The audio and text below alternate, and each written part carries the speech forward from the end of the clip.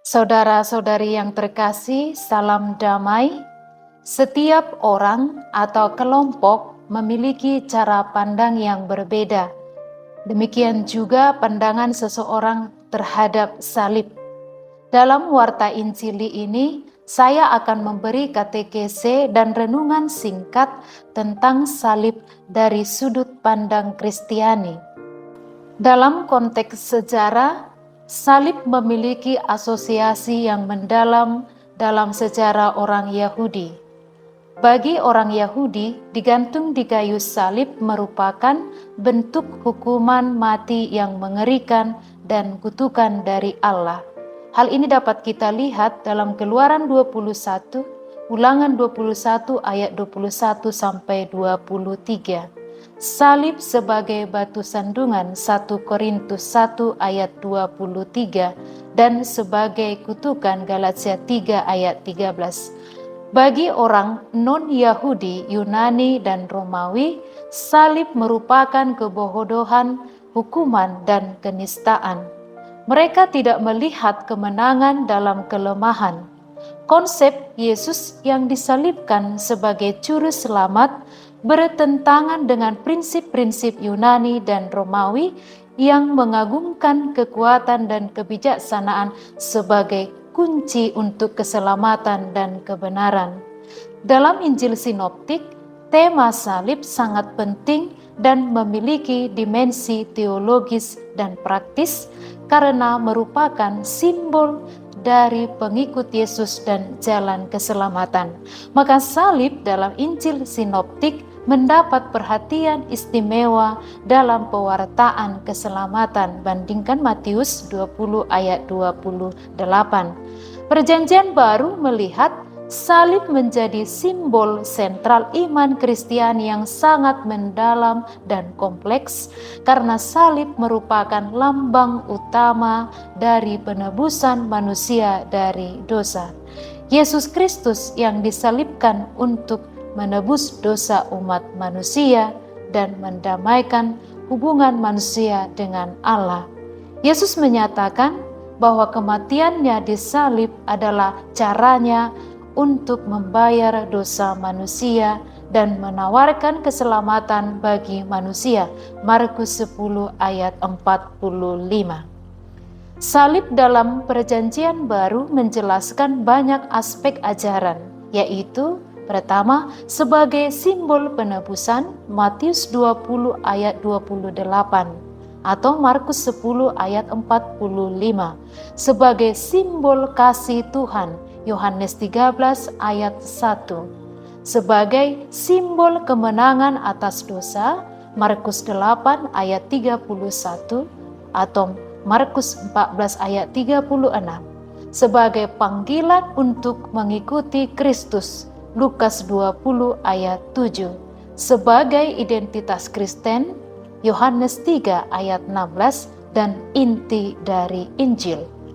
Salib menjadi pusat ajaran Kristen yang menginspirasi dan membimbing iman para pengikut Kristus. Paulus merupakan tokoh besar pewarta keselamatan sehingga banyak orang percaya kepada Kristus. Dalam beberapa suratnya, Paulus berbicara dan membahas salib dari berbagai sudut pandang, menggali makna teologis dan implikasi praktisnya bagi kehidupan orang Kristen. Dalam pewartaan Paulus mengatakan, untuk tidak mengetahui yang lain selain Yesus yang tersalib. 1 Korintus 2 ayat 2. Bagi Paulus, pewartaan salib mendapat peran penting. 1 Korintus 1 ayat 17. Makna salib dari sudut pandang Paulus adalah sebagai berikut. Pertama, salib adalah kekuatan. 1 Korintus 1 ayat 17 sampai 18. Artinya, salib bagi umat Kristiani bukanlah kelemahan, melainkan suatu kekuatan atau daya yang memampukan kita hidup. Kedua, salib adalah penebusan atau pembebasan dari kutuk. Galatia 3 ayat 13 dan dari dosa-dosa kita. 1 Korintus 15 ayat 3. Artinya, salib bagi umat Kristiani merupakan pembebasan yang membawa keselamatan. Yang ketiga, salib adalah pendamaian antara Allah dan manusia. Roma 5 ayat 10. Relasi Allah dengan manusia yang rusak kembali dipulihkan karena kematian Yesus di salib. Salib merupakan pendamaian yang memulihkan hubungan Allah dengan manusia. Bisa kita bandingkan 1 Korintus 12 sampai 19. Keempat, salib adalah bukti kehadiran Allah ke dunia melalui putranya yang menyerahkan dirinya dengan mati di kayu salib. Filipi 2 ayat 5 sampai 8. Ungkapan tiada mahkota tanpa salib menggambarkan prinsip teologis dan spiritual hubungan antara penderitaan dan kemuliaan dalam iman Kristiani. Istilah ini mengacu pada ajaran bahwa untuk mencapai kemuliaan dan kemenangan dalam kehidupan Kristiani, seseorang harus siap menghadapi penderitaan dan kesulitan. Beberapa tokoh yang sudah mengalami ini, yang pertama Paulus dan para rasul, menunjukkan bahwa salib atau penderitaan adalah bagian dari panggilan Kristen.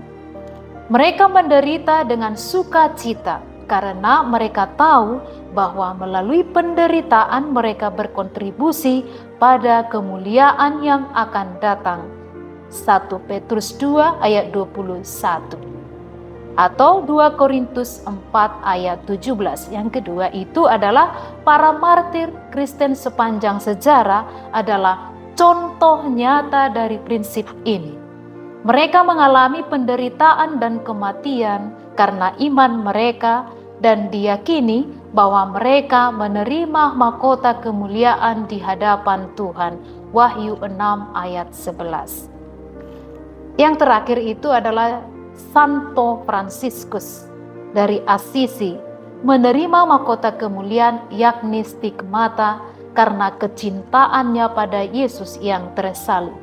Fransiskus sampai pada mahkota itu karena cara hidup dan cara pandangnya yang diubah oleh salib Yesus. Ia melihat penderitaan sebagai kebahagiaan sejati karena turut ambil bagian dalam penderitaan Kristus di salib. Dalam kehidupan sehari-hari, melalui pewartaan makna salib, kita diajak untuk bersabar menghadapi kesulitan hidup, dengan keyakinan bahwa bila ambil bagian dalam penderitaan Kristus, kita akan mendapat berkat dan kemuliaan. Dalam Yakobus 1 ayat 12 dikatakan, "Berbahagialah orang yang bertahan dalam pencobaan, karena apabila ia telah tahan uji, ia akan menerima mahkota kehidupan yang dijanjikan Allah kepada barang siapa yang mengasihi Dia." Ketahanan dalam pencobaan membawa pada berkat kekal yang dijanjikan oleh Allah. Saudara-saudari yang terkasih, ungkapan tiada mahkota tanpa salib mengandung makna mendalam iman Kristiani sebagai pengikut Kristus. Salib melambangkan penderitaan dan tantangan yang harus dihadapi dalam hidup Kristiani, sementara mahkota melambangkan kemuliaan dan imbalan yang akan datang sebagai hasil dari kesetiaan kepada Kristus.